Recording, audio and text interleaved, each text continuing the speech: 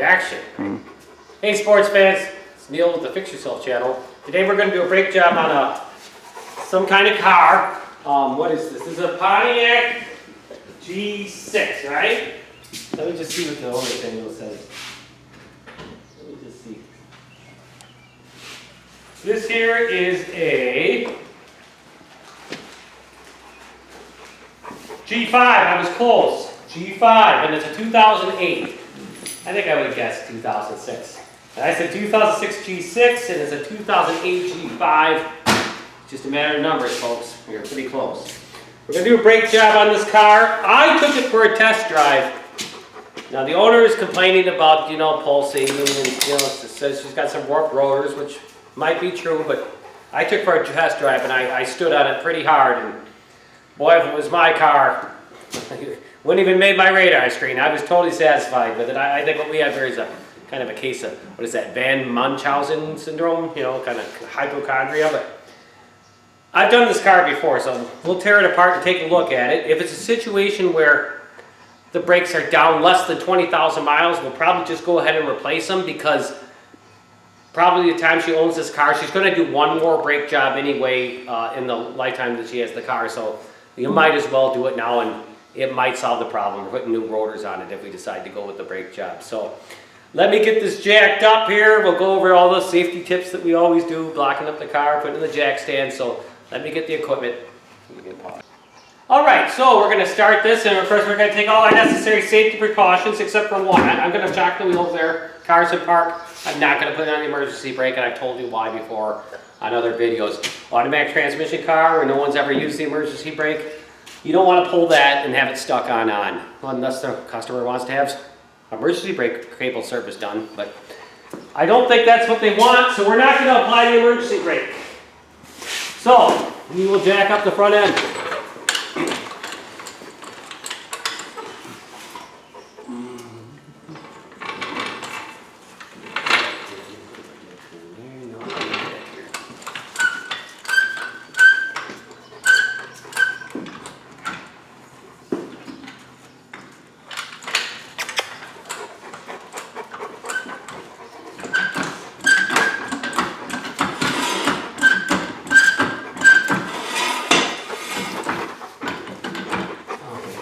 For that side, we'll do the other side a little bit first before we take that side up.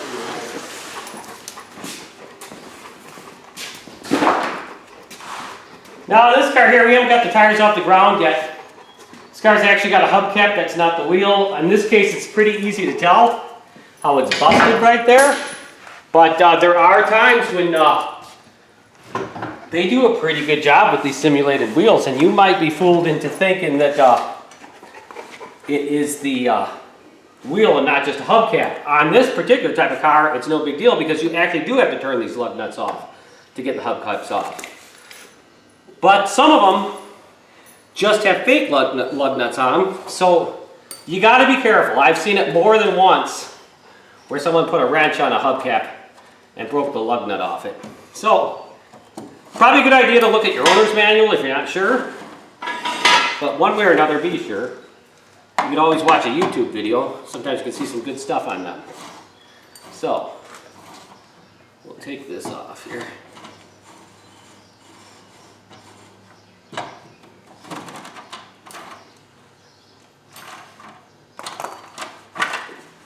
And now we'll take off the other side before the wheel actually gets off the ground. Chances are these aren't so tight they make the wheel spin, but we gotta take them off anyway, so we'll just take them off. I have confidence in my impact wrench that I'll be able to zing these off, so I'm gonna jack her up first before I break them loose, the actual lug nuts. That's how much confidence I have in my impact wrench. We'll see if I'm disappointed.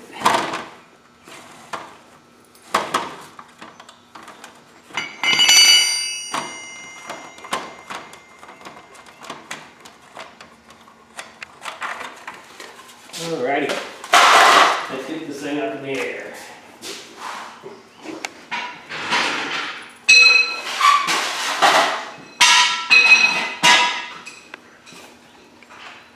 There you go. Alright, Upon initial inspection here, we'll just take a visual. That's a nice thing about a lot of modern day car wheels. They're kind of a mag wheel style, even if it's a steel wheel, and you can see the rotor. I can get a flashlight here so you can see it a little better. Let's see here.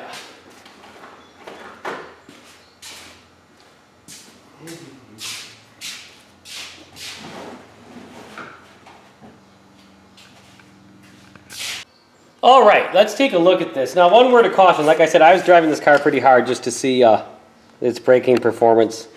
So you don't want to touch a rotor after the car has been braking pretty hard. But boy, upon a visual, that doesn't look too bad, does it? That does not look bad. I got wrist touch, it's warm, but it's not bad. I wouldn't call that bad.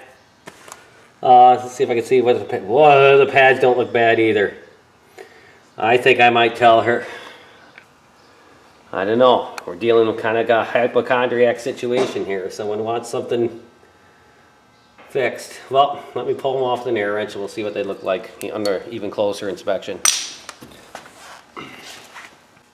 All right, let's take this off and look at it closer. I think we're going to find it's just fine.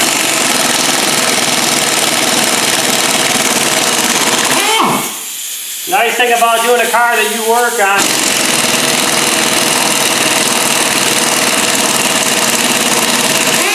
You can count on everything being anti-seize compound on it.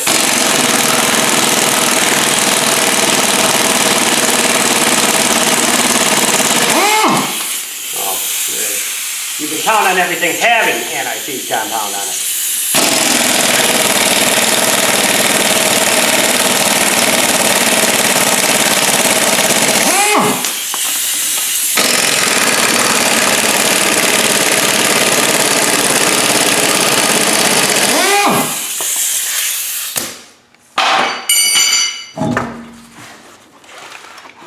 This over here. Lug nuts on so we don't lose them.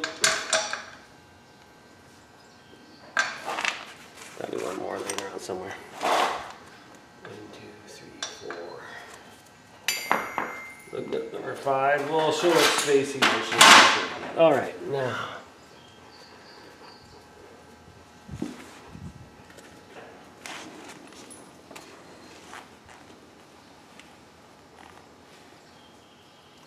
All right, upon inspection, the brake pads look very good shape on this car. They're about probably, somewhere around halfway gone. Maybe a little bit better than half still there. You can tell by looking at them. The outside one obviously is very easy to see if you look at it from here. You can also see the inside one on most cars, how the steering wheel is probably locked and that's hot. I would turn that by hand, but I don't want to burn my hand. But if you look at from the end here, there'll be a hole in the caliper. And I suppose I should use a pointer to point it out, but maybe I can move the rotor. You'll see what part. See, the rotor spins and the brake pad doesn't. So that part right next to the rotor, the part that was not moving, that's your brake pad material. And then behind there, that's the backing plate of the brake pad. So there's plenty of brake pads on this side. As long as I got the air wrench out and the car jacked up, I will pull the wheel off the other side and see what it looks like. I tell you, I'm sure the rotors have a slight bit of warpage to them, but holy cow, holy cow. If it was my car, I wouldn't do anything. So that's where we're at. Let's take a look at the other side. Okay. All right, customer says she wants it replaced. She doesn't like that pulsation, even though I didn't think it was that bad. So we're going to go ahead and do this. And isn't a very difficult job on this particular car. It takes a 14mm socket on the 2 calipers that hold on the 2 bolts that hold the calipers on. So we'll get them off and replace the pads.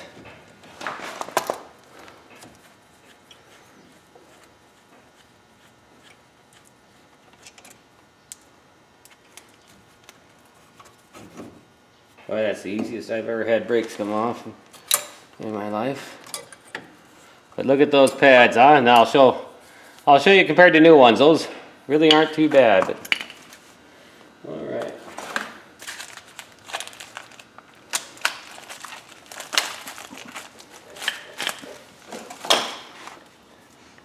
Just to give you an idea. So about half gone. I guess it isn't, you know. There's the other one. Oops.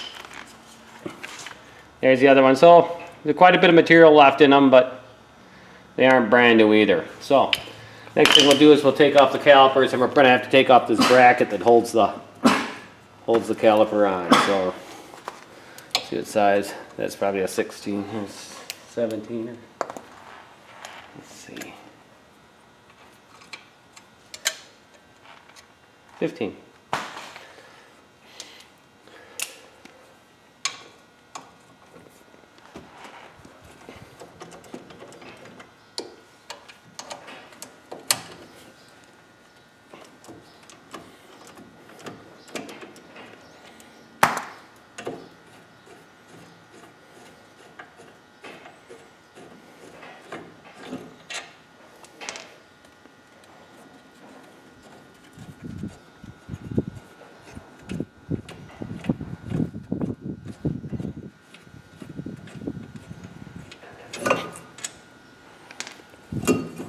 At least it comes apart nice.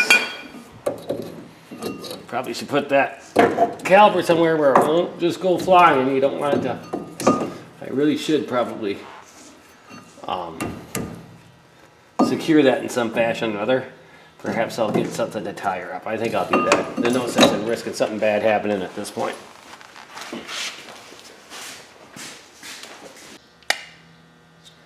Okay, the rotors, they'll have these little clips over one or two of the lug studs, and you do not need to put these back on.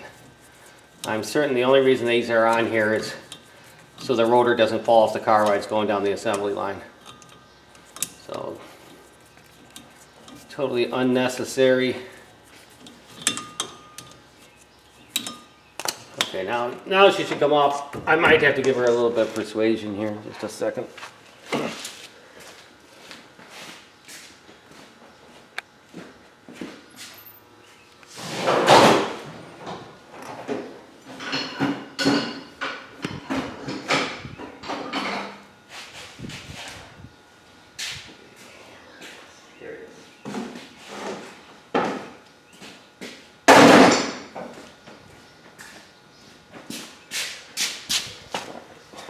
Usually I could just wrap on these rotors with impunity, but I'm always shot. Don't tell me this is the kind where the rotor and the hub are one piece. Holy cow. Well, let's open up the old ones.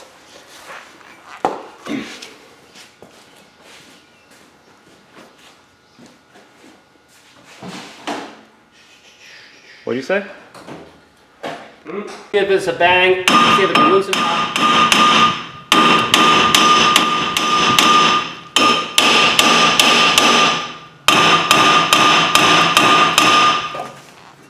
Wow!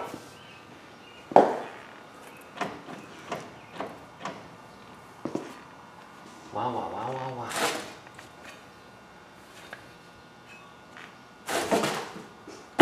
You should come easier than that.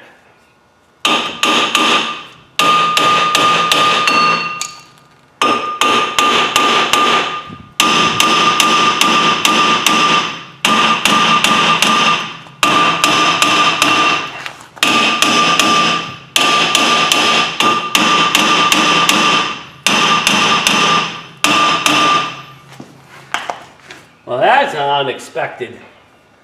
unexpected problem there. Time for the safety glasses. Gotta hit harder.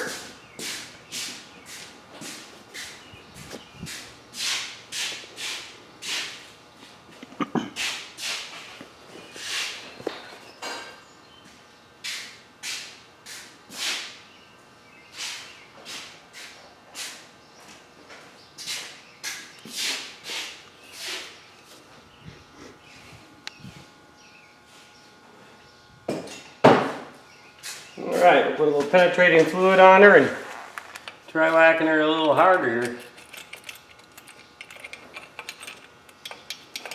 Leaving inside the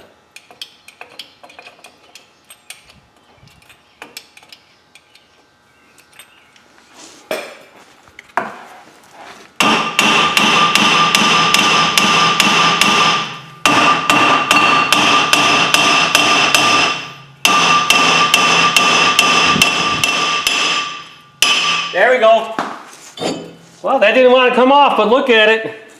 It's in pretty damn nice shape. Very nice shape.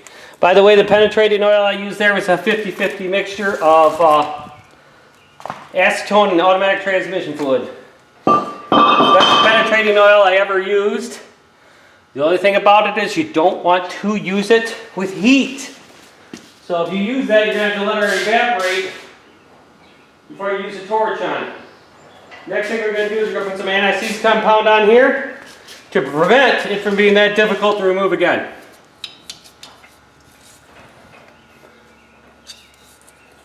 So we'll put some on like that. And as long as I got the anti-seize compound out, we'll put a little bit more on these lug studs, even though they already have some on. And we will also apply it to the bolts that hold on the caliper bracket and the caliper itself. Next step, we'll put on a new caliper. We're going to quick clean it off with brake clean. Brake parts cleaner. Because their new calipers always have some anti-rust components or material called cosmoline. And one other thing here, chlorinated brake cleaner. You don't want to heat that stuff either, okay? Puts off deadly gas if you heat it. They got both chlorinated and non-chlorinated brake cleaner. I think they both work just about as well. Some people say the chlorinated works a little bit better. Certainly the non-chlorinated is safer because you never have to worry about heating it up. But that's what we got. That's what we use. They're both about the same price. It's about $2 a can. We use it for a lot more than just brakes too. It's great for general cleanups. Okay, so we got that taken care of. Now we'll put her back on.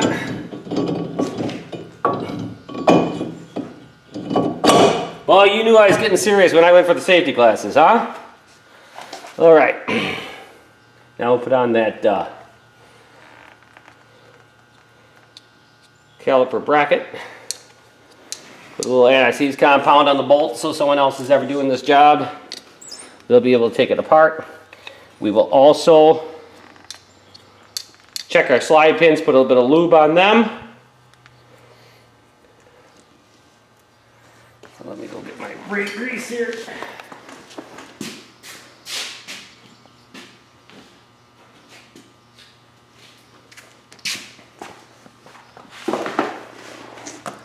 All right, we got two things going on here on these caliper brackets. They have these slide pins, and they actually move pretty good. This one will put a little bit of grease on, and they also have these stainless steel slide plates on them, and the brake pads came with them, so we will put those new ones on.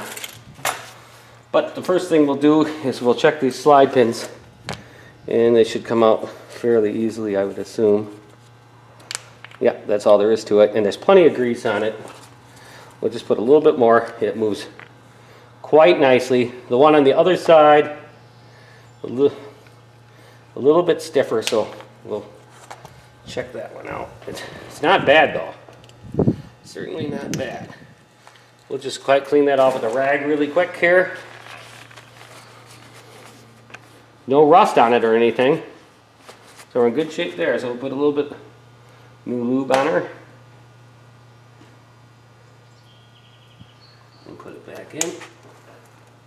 That's all there is to that.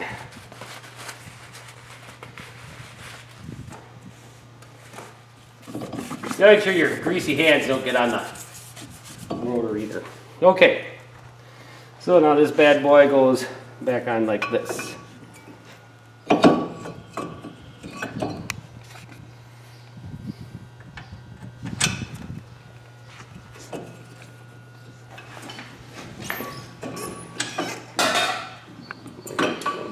There we go.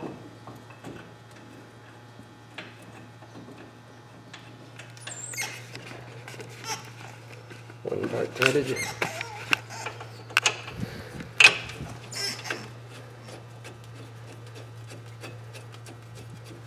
All right, time to get some torque specs. What do you think on that thing? Ah, that looks like it's about 60 pounds. I'll have my assistant here look on his cellularized telephone, find out what the torque specs are. I'm gonna say it's 60. Let me get you that, Paul.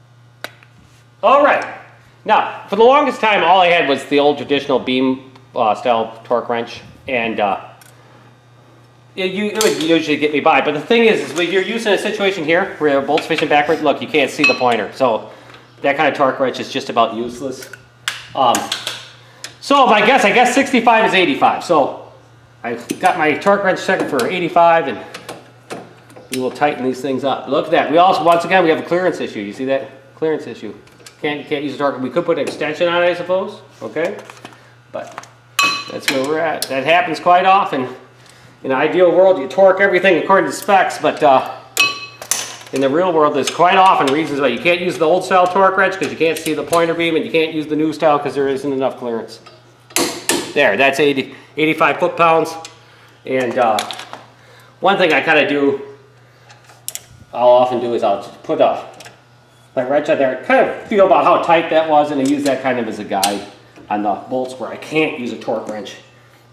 And it's going to get you close. So that's that. Now we'll put on our brake calipers, and we got them right here.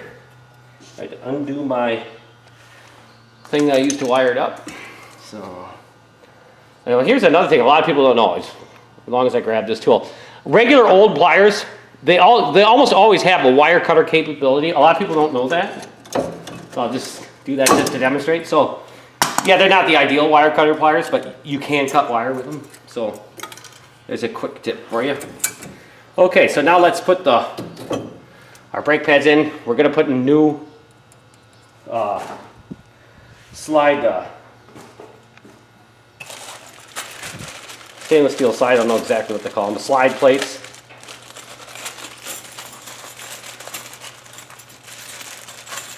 See if they're all the same. That's nice. The high-end brake shoes. These are Monroe, so they're brake pads. In this case, this is just. They come with these, so that's kind of cool. And where the cheaper ones won't. So let's just see what this little picture shows here.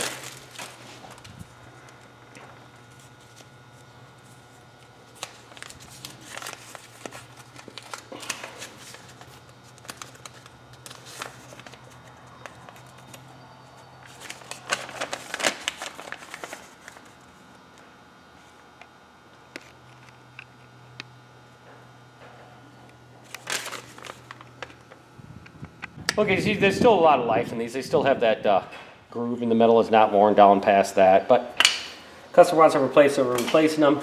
The interesting, the higher quality pads, they came with these stainless steel wear plates, and they also came with the wear indicator pin or whatever you want to call it that clips on there, and that'll squeak once these pads get worn down. So, so you do get a little bit more with the higher quality brake pads than the cheapest ones available. I gotta get a screwdriver here.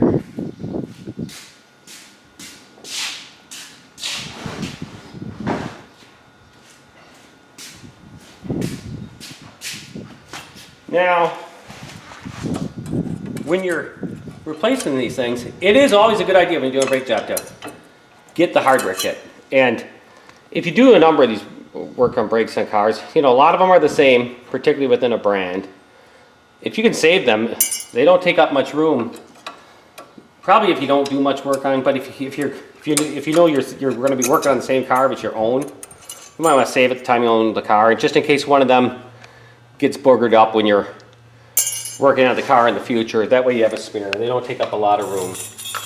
But these are kind of cool things because in the old days, cars didn't have them, and this makes them your brake pads slide so much nicer on that stainless steel than just on the cast iron, which is the way the cars always were in the old days. You just got to remember how it goes back, how everything goes back together, and sometimes you have to do some looking, okay? But this one wasn't too bad. Now, on this guy here, we'll now put these on, and I'm pretty sure the one with the clip goes on the inside. Should have been a little more careful. I'm gonna look at the other side. Just give me 1 second here. Where do you think I put that screwdriver? The one with the tab goes on the outside pad. Did I say inside? It's outside. So, we'll put a little teeny bit of grease where these things do their sliding. And since the wheel's round, they're gonna go like that, kind of the shape of the rotor. In other words, not like that, but like that, you see? And it just slides right in the groove of these slide pins. And sometimes this can be a pain in the butt, getting these in these slide pins. But that's what you gotta do. Okay, that one's in good. Okay, now we'll take our other side. But just be aware, sometimes things can be a little difficult and you don't even really know why. And you'll just monkey it with it and monkey it, fight with it and fight with it. And then suddenly it goes in. And you don't even know what you did different. So that's all there is to that. Now this guy here, gotta go in like that. Probably this one on the bottom first, huh? Let me see.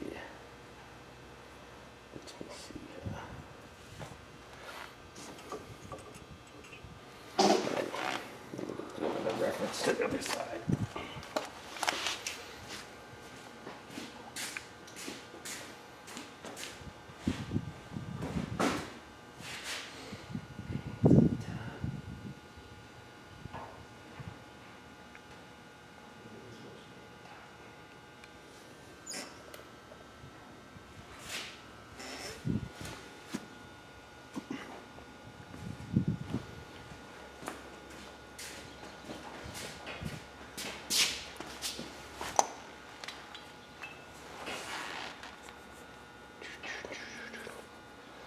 Nope, it's on the bottom.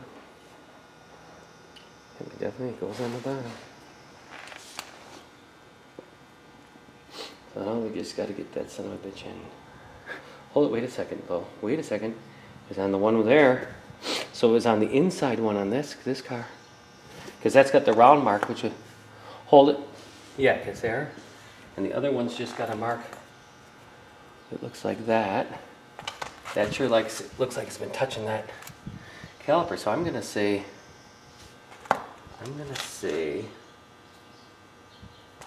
oh, it came off though. I have no reference at all. I have no reference at all now. But it looks like it was on the inside one. So I tell you what I'm gonna do. I might not use this son of a bitch at all. Where's that dot? That's a deal where sometimes that can be kind of tricky. You just got to work with it and get your pad slid in. And I just can't recommend to you enough, don't take apart both sides right away. Have your other side of your car to refer to. And of course you got your service manuals and your, you also have your videos that you can look at, which are very helpful. We're going to look at the master cylinder fluid level, because we're going to push back the piston on the caliper so we can fit it over those new pads. The more worn out your brake pads are, the further those pistons of the calipers are going to be pushed out. So the further down your brake fluid level will be, but someone may have topped it off. And oh, look at that. Look how low that is. I don't think we have to worry about anything as far as that getting overflowing when we push them back. So let's get the C-clamp and we'll push them back. And I would assume when we get done doing both sides, that master cylinder is going to be relatively full. It might not be all the way full because you have rear brakes and there's some amount of wear on the rear brakes too at any given time. So you can use anything from a big vice grips. Some people use a woodworker's clamp to push these back.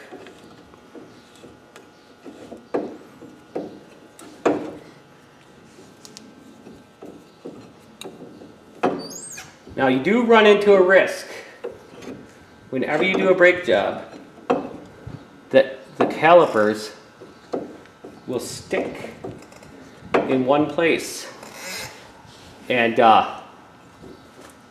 when you step on the brakes, it'll make the brakes apply, but you won't be able to have the brakes unapply. They'll stay applied because there's rust and stuff on the caliper piston. That is a possibility that always exists. So you do have to be aware of that.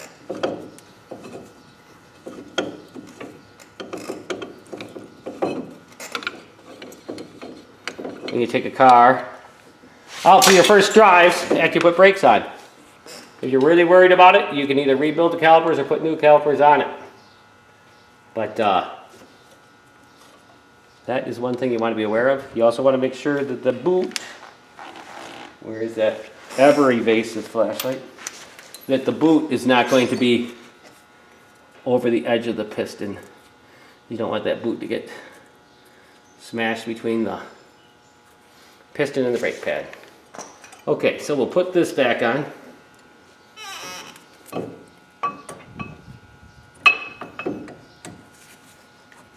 It just goes over the brake pads like that. And then we have our little caliper retaining bolts. And if I remember correctly, it was 25 foot-pounds for a torque on these, wasn't it? Yeah.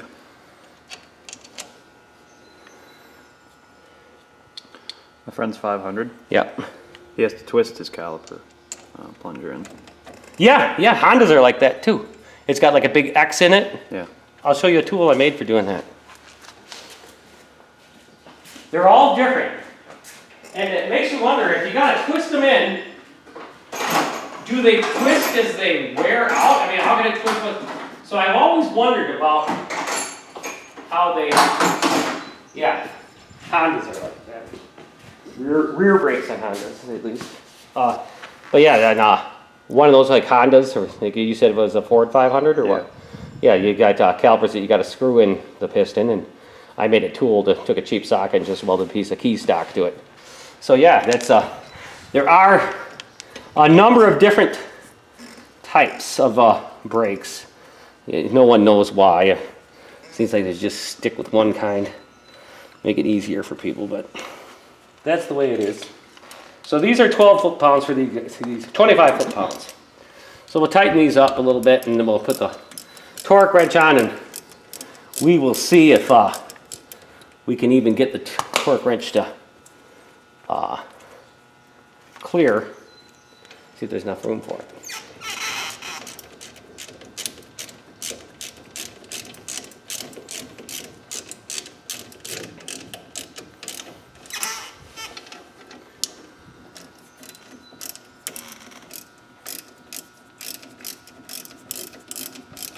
You always want to make sure when you put these calipers back on that you didn't twist this caliper around all the way and have that hose twisted once. You'll know when you look at it if it is. If you're at least amount careful, chances are it's fine. You should have a nice straight shot. This suspension's hanging low, that's why that looks so tight. If we had jacked this car up on the suspension, there'd be plenty of slack there. Okay.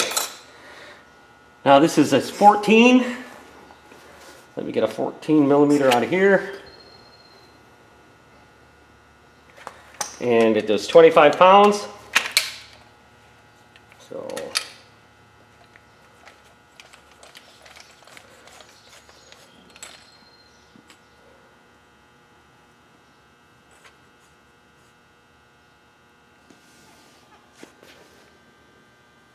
boy, I tell you one thing, that's on the disadvantage of getting old. It's hard to read those numbers on them torque wrenches.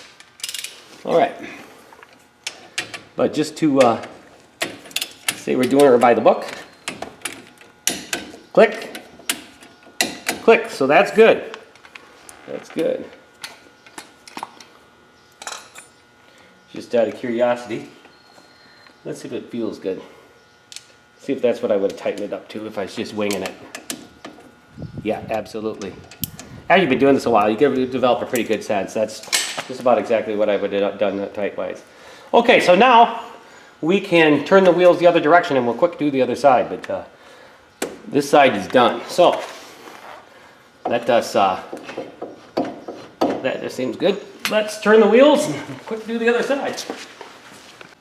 All right, I'm gonna start doing the other side, and it's basically the same thing as the driver's side, the passenger side. I just wanted to mention one thing, because I'm guilty of this, so I think things that I'd be guilty of, a lot of other people would be guilty of too. Don't rush into this job. I know you want to get it done, okay?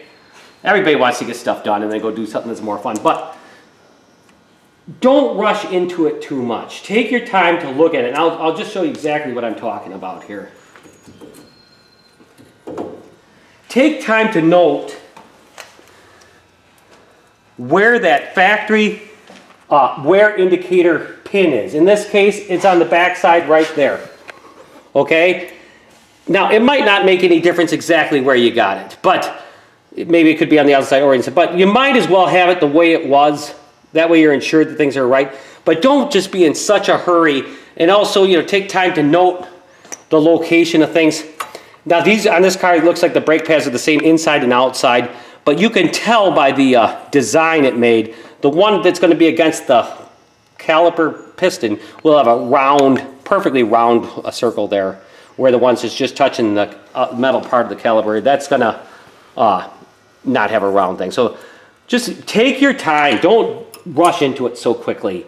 And that is about all I have for you on this, because the rest of this job is exactly the same as the other side. But if you liked what you saw here, I'd like it, you know, I'd really appreciate it if you liked, shared, and subscribed.